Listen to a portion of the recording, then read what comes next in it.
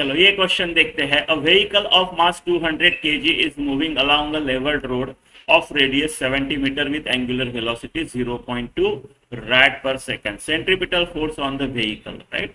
Direct centripetal force का question है, ठीक है।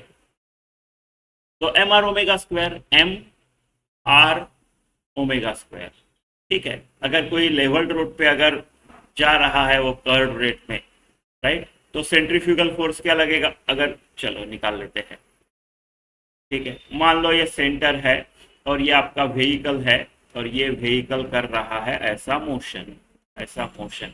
अगर ये सर्कुलर मोशन कर रहा है तो इसके ऊपर क्या लगेगा, एक सेंट्रीफ्यूगल फोर्स। वो क्या होता है, एम आर ओमेगा स्क्वायर।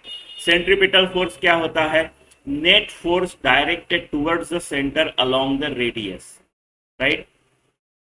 अभी अगर इस व्हीकल की ऐसी लैटरल मूवमेंट नहीं हो रही है, ठीक से सर्कल कर रहा है एक पर्टिकुलर रेडियस का, इसका मतलब क्या है, एक फिक्स रेडियस का सर्कल अगर कर रहा है, इसका मतलब इसकी ऐसी लैटरल मूवमेंट नहीं हो रही है, वो प्रॉपर कर रहा है अपना। इसका मतलब इस डायरेक्शन में नेट एक्सेलरेशन जीरो है, नेट फोर्स जीरो है, एक्सेलरेशन जीरो है।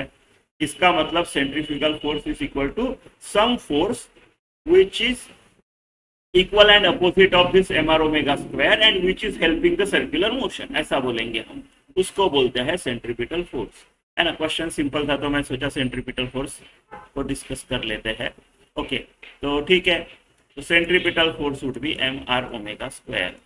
एम है मेरा 200, आर है मेरा 70, ओमेगा स्क्वायर है मेरा 0.2 का स्क्वायर 0.04, राइट। तो ये 2 इंटू 10 का स्क्वायर, ये 7 इंटू 10 और ये 4 इंटू 10⁻², ये दो गए और ये हो गया 8, है ना। 8 7 56 10 560, आपका ऑप्शन 1।